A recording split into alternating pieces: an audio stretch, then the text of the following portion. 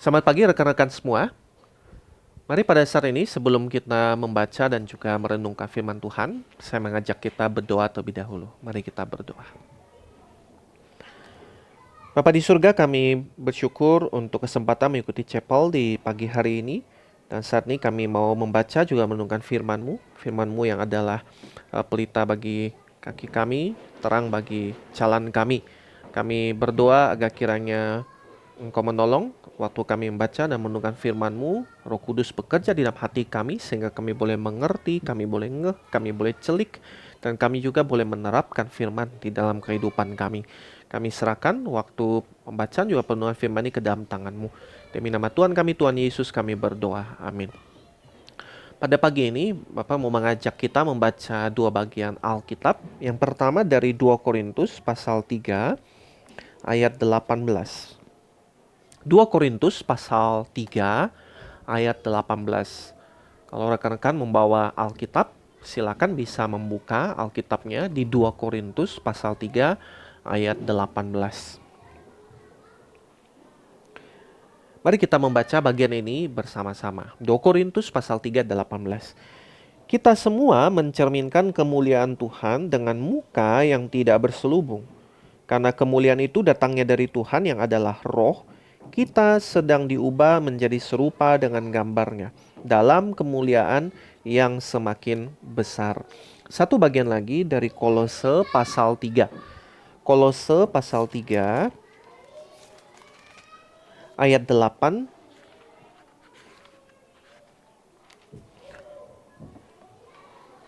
sampai ayat yang ke-17.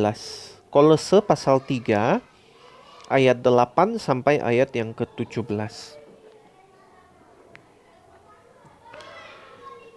Kolose pasal 3 ayat 8 sampai 17 saya akan bacakan. Tetapi sekarang buanglah semuanya ini, yaitu marah, geram, kejahatan, fitnah, dan kata-kata kotor yang keluar dari mulutmu. Jangan lagi kamu saling mendustai, karena kamu telah menanggalkan manusia lama serta kelakuannya, dan telah mengenakan manusia baru yang terus-menerus diperbarui untuk memperoleh pengetahuan yang benar menurut gambar penciptanya. Dalam hal ini tidak ada lagi orang Yunani atau orang Yahudi, orang bersunat atau orang tak bersunat, orang barbar atau orang skit, budak atau orang merdeka. Tetapi Kristus adalah semua dan di dalam segala sesuatu.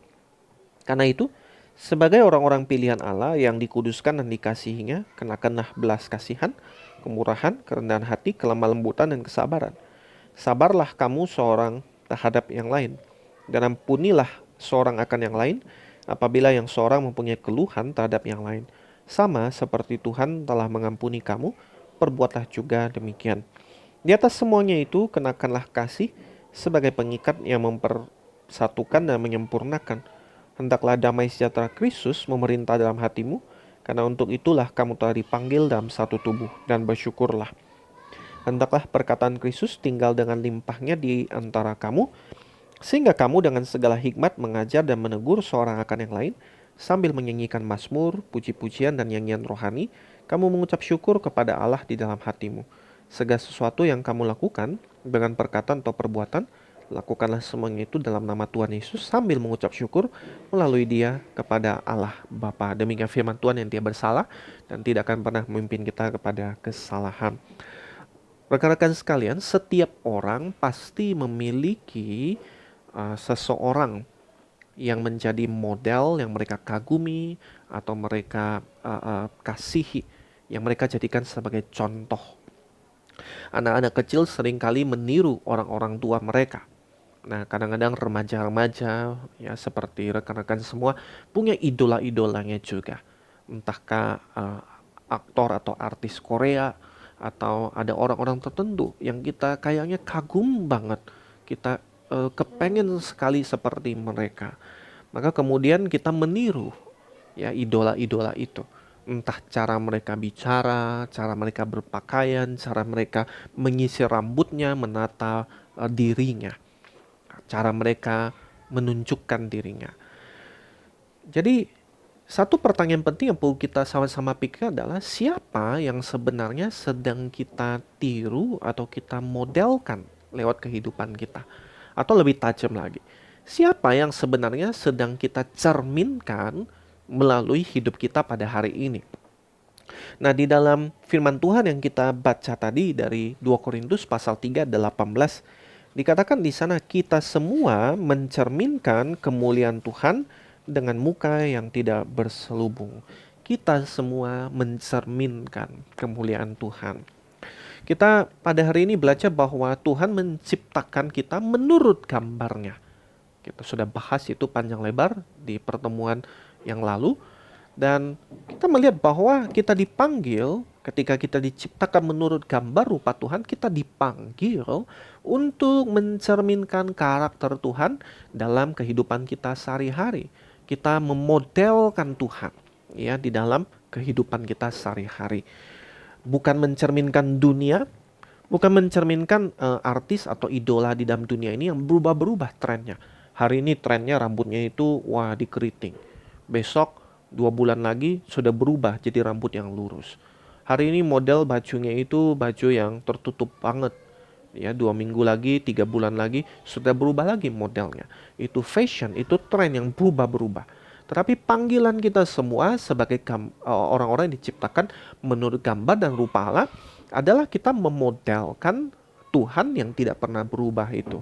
Yang karakternya kekal dan sempurna itu, tidak pernah berubah. Nah, kita lihat di sana ya di dalam 2 Korintus pasal 3 ayat 18 dikatakan di sana kita semua mencerminkan kemuliaan Tuhan. Teman-teman tentu di sini di rumah masing-masing punya cermin. Setiap pagi sebelum ke sekolah, saya yakin waktu kita selesai mandi, ya kita akan bercermin, memeriksa keadaan wajah kita, ya apakah baju kita sudah rapi, apakah wajah kita sudah bersih, rambut kita sudah disisir dengan bagus apa tidak. Kita semua setiap hari bercermin.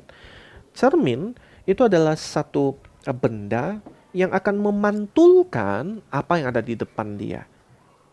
Jadi cermin itu kalau bersih maka pantulannya itu akan kelihatan jelas.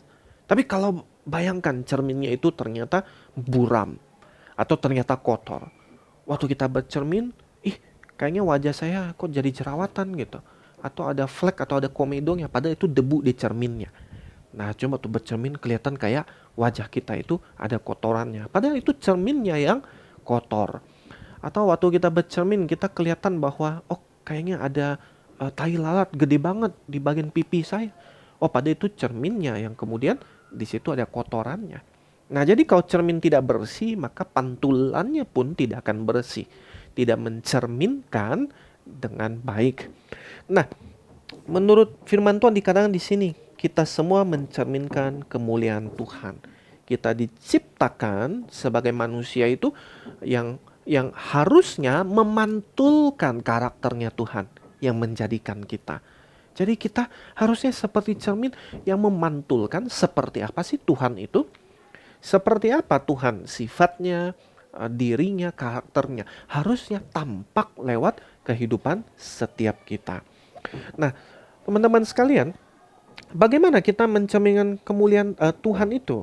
Nah, kalau kita lihat di dalam Kolose pasal 3 tadi, ya, ada banyak hal disebutin di sana. Tapi sebenarnya ada 3 hal yang simpel bisa kita simpulkan bagaimana seorang manusia mencerminkan Allah. Yaitu yang pertama ya di dalam kita mencerminkan Allah itu di dalam hal sikap kita atau attitude kita. Nah, sikap artinya adalah hal-hal yang nggak kelihatan tuh. Ya, jadi satu hal yang kalau saya diperlakukan seperti ini, maka bagaimana saya bersikap. Nah, attitude itu. Dia adalah akar belum kelihatan buahnya. Nah, Tuhan itu dia adalah Tuhan yang penuh kasih, sabar, dan murah hati.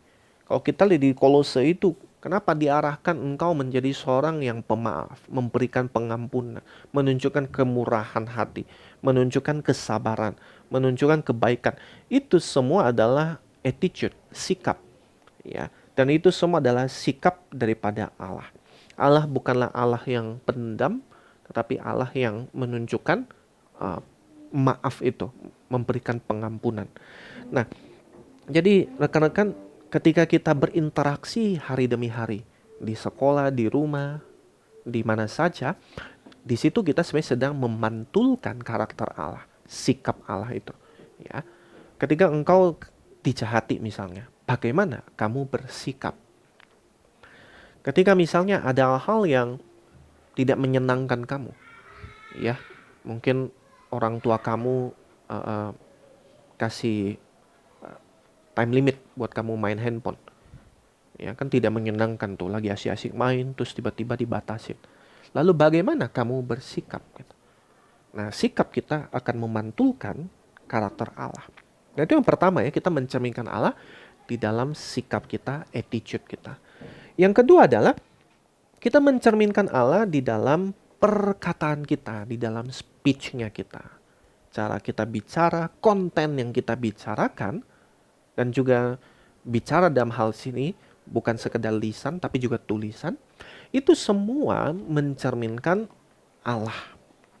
Tuhan itu adalah Tuhan yang penuh kebenaran dan juga penuh kasih. Tuhan itu adalah Tuhan yang jujur, yang di dalamnya itu tidak ada kebohongan, tidak ada dusta.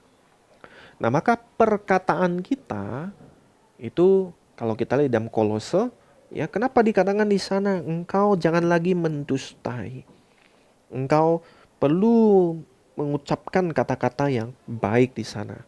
Hendaklah perkataan Kristus tinggal dengan limpahnya di antara kamu dan seterusnya dan seterusnya. Karena perkataan kita itu menunjukkan karakter Allah. Siapa Allah? Ya, Allah terpantulkan juga lewat perkataan kita.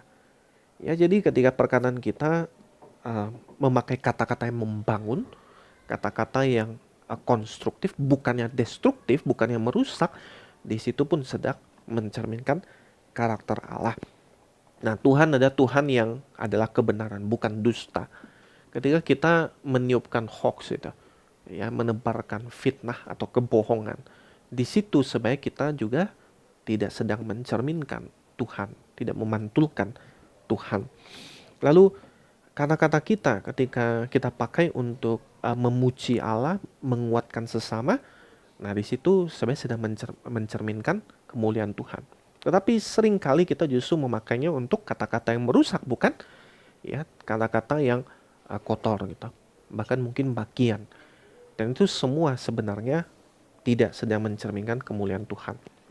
Nah, pertanyaannya, ya coba kita renungkan. Apa yang kita ucapkan di rumah kepada orang tua kita, kepada kakak kita, kepada adik kita, kepada saudara-saudara kita?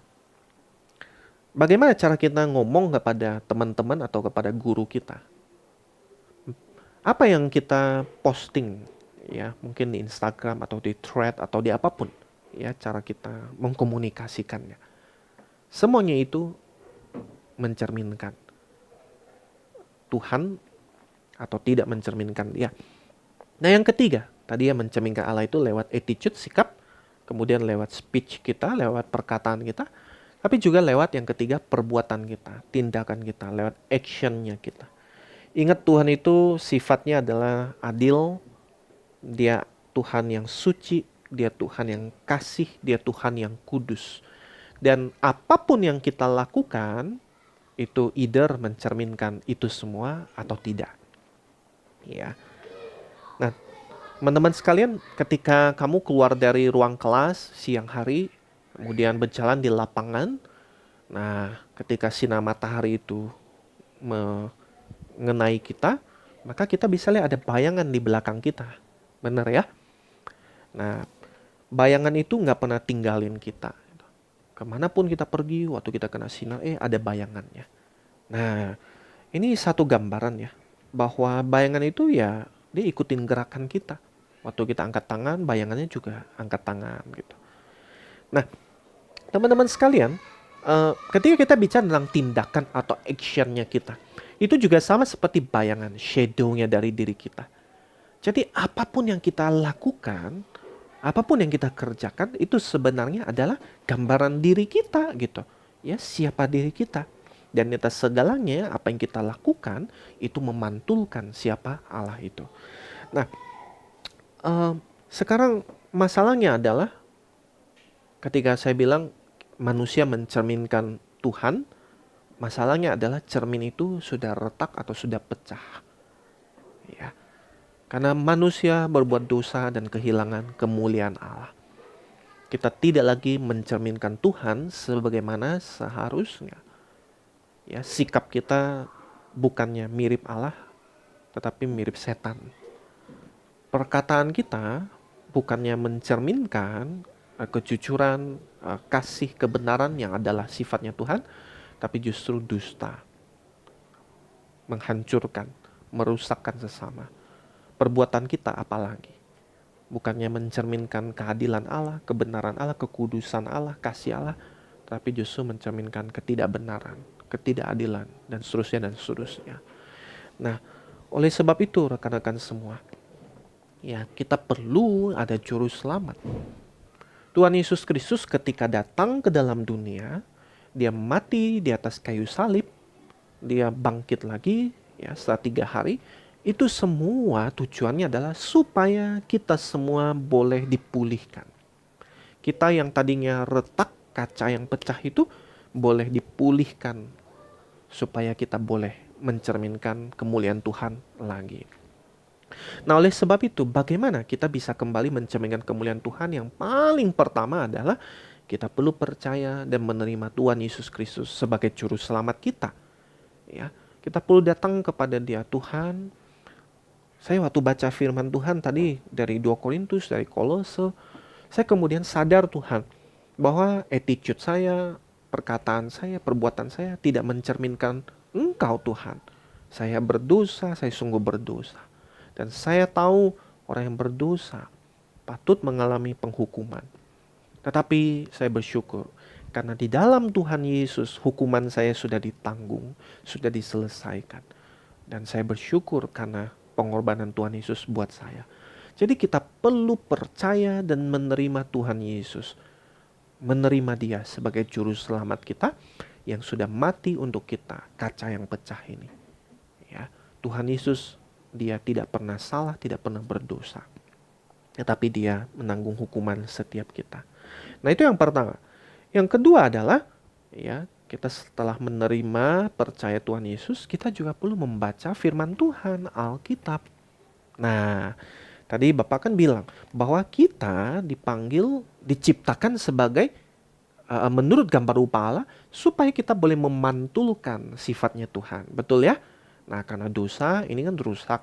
Tetapi Tuhan Yesus datang, Dia pulihkan lagi. Nah, sekarang pertanyaannya, sifat Tuhan itu seperti apa? Tuhan itu karakternya gimana sih?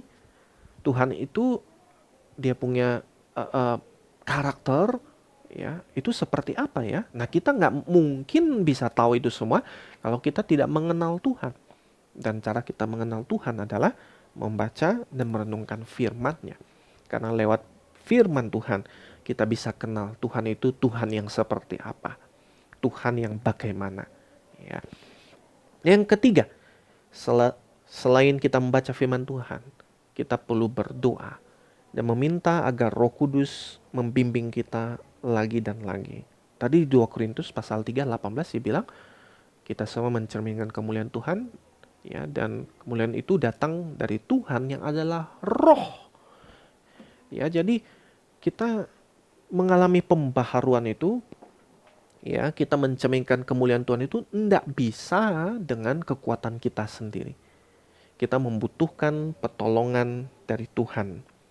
Ya, membutuhkan Roh Kudus untuk menolong kita lagi dan lagi. Dan yang terakhir, yang keempat. Nah, kita perlu bergaul dengan orang yang juga rindu untuk semakin mencerminkan Allah.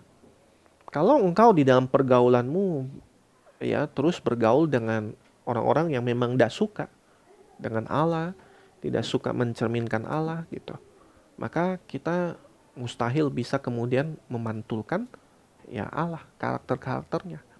Kalau engkau bergaul dengan orang-orang yang memang senangnya itu memaki katakanlah, atau kau bergaul dengan orang-orang yang sukanya itu adalah hal yang jahat dan buruk, maka kita akan terpengaruh oleh itu ya. Maka kita perlu komunitas, orang-orang yang bareng-bareng memang rindu untuk semakin kenal Tuhan dan semakin bertumbuh di dalam mencerminkan Tuhan. Nah, teman-teman sekalian, Seandainya sebuah kaca ya, kita taruh di lapangan, kemudian kita arahkan ke matahari, maka kita bisa lihat sinar matahari terpantulkan begitu silau ya di kaca itu. Sangat silau. Kalau kaca itu diarahkan dengan benar, ia memantulkan sinar yang sangat terang. Tapi kalau kacanya seandainya kotor buram atau tidak diarahkan ke matahari, ya dia juga tidak akan bisa memantulkan cahaya. Dia tidak akan bersinar dengan terang. Nah, ketika kita diciptakan menurut gambar rupa Allah, dipulihkan di dalam Tuhan Yesus. Dan di dalam 2 Korintus tadi katakan, ya kita perlu datang lagi dan lagi kepada Tuhan, memandang Dia, mengarahkan diri kita kepadanya, fokuskan diri kita kepada Tuhan, supaya kita boleh mencerminkan kemuliaan Dia itu, menyinarkan kemuliaan itu di dalam kehidupan setiap kita. Dan Tuhan yang ada di dalam setiap kita, Dia akan menolong kita supaya boleh mencerminkan Dia dari hari ke hari, dari waktu ke waktu. Dan kiranya ini yang menjadi doa kita, rekan-rekan semua, yaitu dari hari ke hari, dari waktu ke waktu, kemuliaan Tuhan, karakter Tuhan, sifat Tuhan, sikap Tuhan, itu yang semakin terpantulkan lewat kehidupan kita. Biarlah attitude kita, kemudian perkataan kita dan perbuatan kita, semuanya mencerminkan kemuliaan Tuhan. Kiranya Tuhan menolong setiap kita. Mari kita berdoa. Ya Tuhan, saat ini kami datang kepada Engkau. Satu hal yang kami bertanya saat ini yang kiranya menggelisahkan kami. Apakah selama ini kami telah benar-benar mencerminkan Engkau?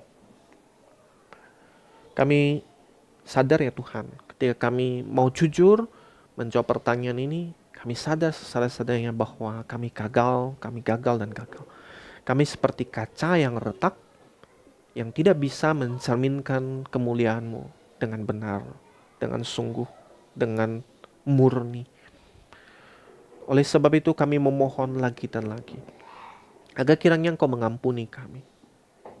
Dan kami percaya bahwa setiap kami, kaca yang retak ini, sesungguhnya telah dipulihkan di dalam dan melalui Tuhan kami, Tuhan Yesus Kristus.